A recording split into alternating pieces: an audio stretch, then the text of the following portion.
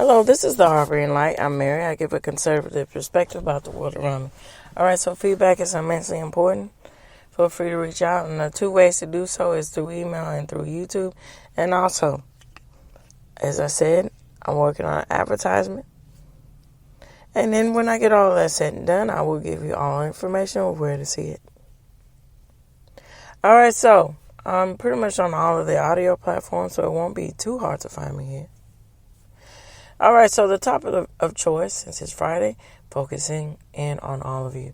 Now, this week I'm going to continue it out, and I am going to talk about Canadian literature, but this time it's focusing in on the 20th century. Alright, here we go.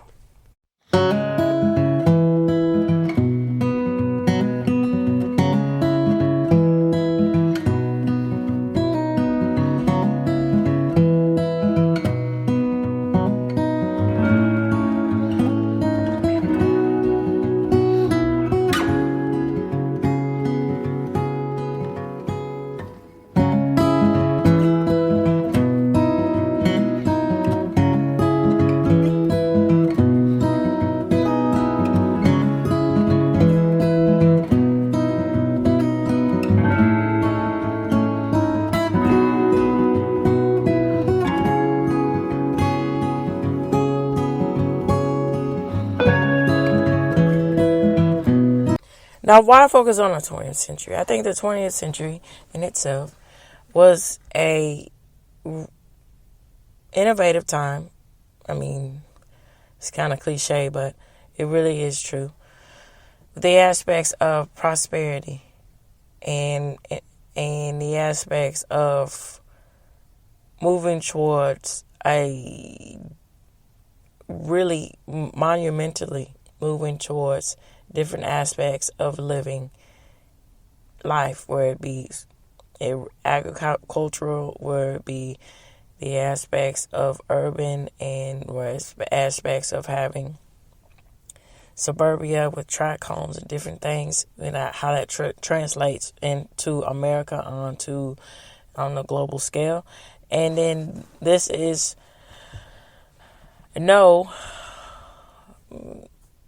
it's just precedented in other countries, particularly, with our brothers and sisters, American brothers and sisters with Canada here.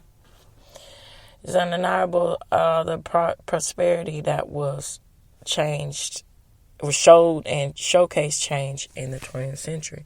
And this is a reflection of it in literature. So with that said, let's see the perspective of the 20th century literary Canadian writing and their take about the aspects of the modern world at that time. Okay. And of course, sources will be provided for you in this episode. As always, take the due diligence to do that for y'all. All right. So we're going to start out and talk about regionalism, multiculturalism, and post-colonialism. All right, so one source here, I think, sums up everything here. So, here we go. Yeah, that's really good. Okay, because, I don't know, sometimes AI-generated responses can be rather trite. So I'm just going to focus down on the one source here from Britannica. So, as I mentioned this, I covered this briefly last week. So let's get into modern period from the era of 1900 to 1960. All right, so, when we talk about this time period, before I get into the facts of the matter of everything, this was very pivotal time here. So we get into the Gilded Age, we get into, crossing from the Gilded Age into the Industrial Revolution, into a time of Sputnik and exploration, the 50s, and then all into the Cultural Revolution, that landscape that is the 1960s. Let's see what's going on. So in the early 1920s, let's start over again. So in the early 20th century, popular poets responding to the interest in local color depicted French Canadian customs and dialects. So W.H. Drummond and the Habitant and other French Canadian poems of 1897. So the Mohawk tribe and rituals. I mentioned this briefly last week. Pauline Johnson, Legends of Vancouver, 1911, and Flint and Feather in 1912. And the Freedom and the Romance in the North by Robert Service, Songs of Sourdough in 1907. Now, John McCrane's account of World War I in Flanders Field in 1915 remains Canadian's best known poem, and I mention this again in the aspects of patriotism and the disposition of that. So, remains Canadian's best known poem, solely a reaction against sentimental, patriotic, and derivative Victorian verse. So, E.J. Pratt created a distinctive style both in lyric poems and sea-bound Newfoundland life. So Newfoundland, the verse in 1923, and in the epic narratives of the Titanic, as I mentioned all this before. All right, so let's move on.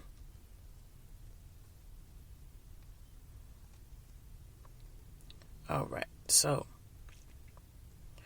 let's go back again. All right, so I am going to get into this. So, now the 60s and the 70s here. Let's see. Let's recap that and talk about that. So, again, in the 60s here, we're getting into a time where there's so many different revolutions. And let's see the depiction of all these things when it comes to Canadian points of views about this. So, all right. So, Alice Munro in Lives of Girls and Women in 71, and in the Southern Western Ontario, and Margaret Lawrence in her Men Walking novels in The Stone Angel of 64, At Jest of God in 1966. So the Diviners in 1974 explored their heroines as rebellions against a constructing small town heritage. So we get this a lot too, especially when we talk about the 20th century and the aspects of female power and the aspects of how, what is it? Daintiness is supposed to be something wrong with that, and how to assert power. Now, that's all well and good with that. There's a lot of different takes to that. There's a lot of nuance to that. But I say this, there's nothing wrong with, going ahead, venturing ahead and being true to naturally just being protective of who you are. So what do I mean by this? Now, a really good example of this is Snow White. Now, Disney, as I mentioned before about Disney, they are on they pride themselves as the cups of innovation, of being the aspects of being at the edge of subculture, so to speak here. So that can be good, that can be bad. Now, the original version of Snow White, it's the fairy tale of Snow White is, it's not really a children's general audience sort of take, And so Walt Disney took it among himself and did his due diligence to make this story relatable to a general audience, to where children were involved into it too. And so the way that Snow White was depicted, she was depicted in the aspects of saying there is strength and beauty in the aspects of being feminine, and then the aspects of the domestic household and the prominent importance of that. Because at the time, when this film was made and produced, it was, if I'm not mistaken, it was going on during the Great Depression and so forth. So at that time, women, the household, it was still predominantly known that, it's prevalent for a woman to be at the home taking care of the family and so forth while the man works and everything. Now, there's a lot of pride in that, where the aspects of having a lot of respect and a lot of honor and cherishment in the way that you run your household. And there's a lot of commanding power within that. And then the grace and the beauty that she had by being very feminine in the aspects of projecting her power to the dwarfs in the animated film was very pronounced. And this got lost in translation when we go on to Rachel Zegler and her depiction of Snow White. See, with that, why it was so many people did not respect the way that she was speaking about Snow White in the original depiction, and the way it's because she was, demeaning, defiling the aspects of the original concept, which is quite interesting. How, people rally around what she was saying, oh, it's wrong, when, there's countless evidence of, going against tradition, and what's wrong with that? When the Little Mermaid, the version, I can't remember her name or so forth, when they had, they took amongst themselves to have a black lead female. She's beautiful, she's talented, I guess you can say that. But what's wrong with having a character that's mainly in the verse of African American storytelling or African American, fables, the aspects of that? Let's stick with that. I mean, scientifically, it doesn't make any sense to have the pigment skin of a dark skin, because you're so deep within the ocean that you will look translucent. You will look ghoulish in itself, and and that's very true. And then I give credit for that, and I already knew that before he said it. Matt Walsh from the Daily Wire, but and then it's a Nordic tale from Hans Christensen, and I don't know. It's just, if you want to do something, with the aspects of storytelling, stick to rich and filled storytelling that comes from the rich background of the main character, where there's so many rich fables and lore, African American lore out there. So why not talk about it and explore that? But going back to it, I don't know. It's quite interesting here when we get into talking about these things in the disposition and the Canadian spirit of, asserting power, and this was very pronounced in a lot of literature going on at the time in the 1960s with that spirit wheel. And I think it's one of those things that's quite interesting that opens the door to the next and the next and the next.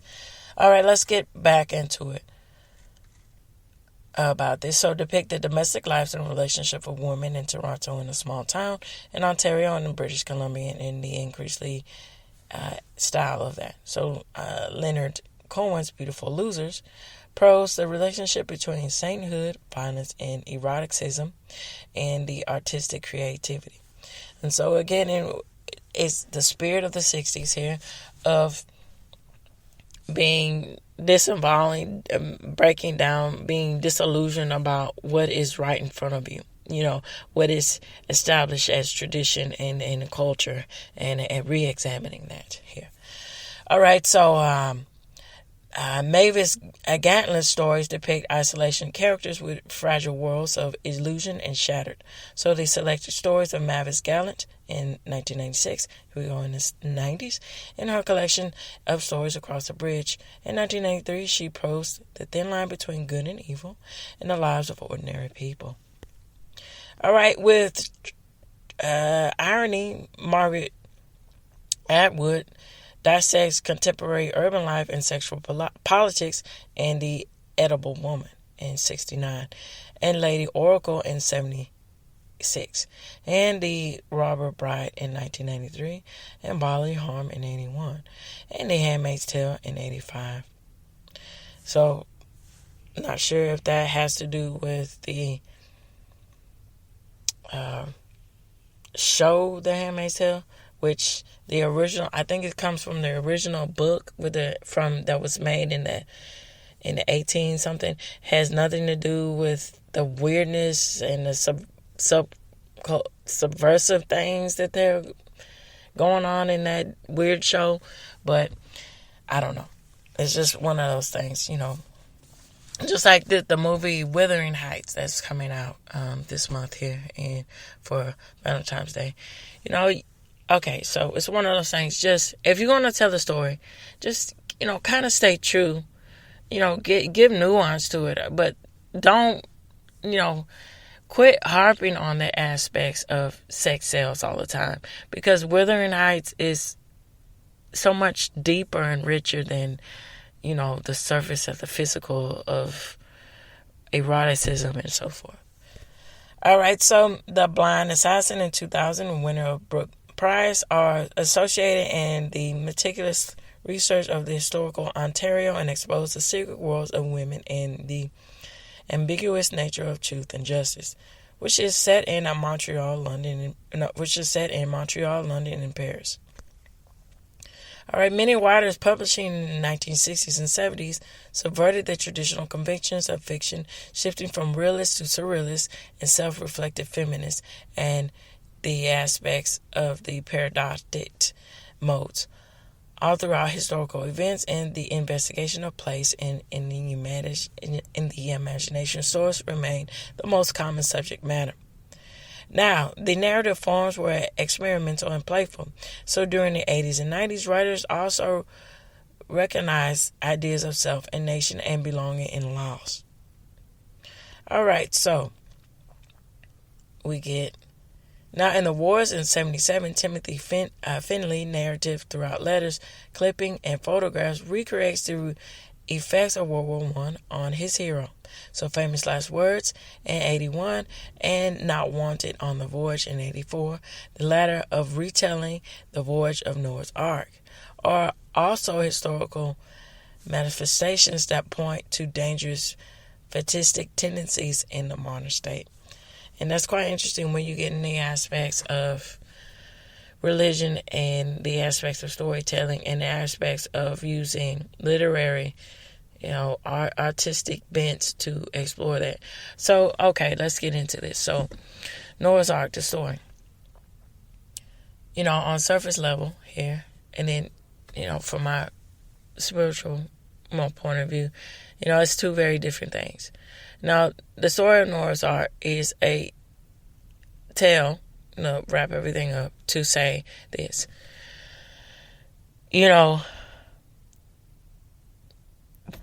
To foresee something, being told to do something, and then power being thrust upon you to make that change, how do you, shift this stuff into a better direction? And then the aspects of sin and being prideful and figuring all this out, and then overcoming the obstacles of your shortcomings. How do you bestow all this out to have other generations foretell and live and learn from your lessons and pass down, and to ultimately shape and divide out different cultures and different societies and, map the world. So we get in the aspects of Noah's sons, being the lineage to different tribes and the aspects of different parts of Europe, tribes, Africa, expanding out to all the way to the, the vision of the whole world, landscaping the whole world. Now, we can get, and let's just, call it for what it is. And it's unfortunate with the aspects of faith and religion, and bad faith characters being a part of that, with shaping the way religious Christianity looks. That's unfortunate. That's unfortunate with a lot of different religions, and then it subverts and give people the disposition of being jaded or stained towards religion. And then we get reflections of that when it comes into this literary form. Now, I'm not saying that this person is from this sort of school of thought about writing the aspects of Noah's Ark and relaying all these things together, but it's quite interesting to just mention that how sometimes that does play a part in the disposition and the worldview about religion and culture. All right, so George Boring's Burning Water in 80, which focuses in on the 18th century explorer George Vancouver, and Michael's, forgive me the pronunciation of this, on Toland's Comet Through Slaughter in 76, is the story of a jazz musician, Buddy Boland, mingle history with autobiography and self-reflective narratives that enact the process of writing. All right, so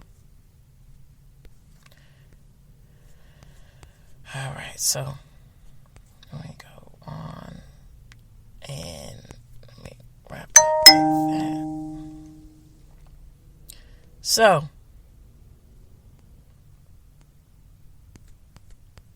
all right, so I'm going to end by saying this.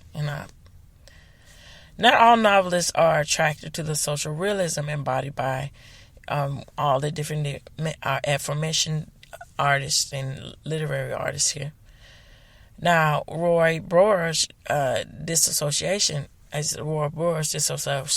for example. So, however, some such as Robert Chateaubriand and Andre Gris and Robert Ely wrote first-person introspective fiction influenced by George Bernanos and Francisco Maurice and other Roman Catholic novelists of France. Others, such as Germain Gouvernement and Lee Servant and Marie de Dessy, 1945 and 47. So what I'm mentioning here is the aspects of French poetry and the lineage that is in Canadian literature and how that shifts and translates in the 20th century. Others such, like I was saying, translate and publish together as The Outlander and continue to examine rural societies. So these are different depictions about the aspects of literary life in Canadian culture, throughout with greater detachment. One of the most prolific novelists, Yves Thériault, found new subjects among Quebec Native people in Agwok in 58 and in the Ashini in 60. So in poetry, Hector de Saint-Denis Granouille's unrhymed metaphorical poems and when it was released in 1937, regards of Et je dans l'espace, and the Glances and Games in Space is the pronunciation of that, introduced a new era. So for poets subsequently dominated in the 40s and the 50s, Granouille and Ellen Granbosch and Annie Herbet and Raina Lancer. Although each employed distinctive techniques and images, all expressed their sensitive sense of solitude, alienation, frustration, or despair. So each, especially Granouille's, influenced younger writers for the first time, poets of Quebec rather than poets of France, and served as models of the next generation. All right.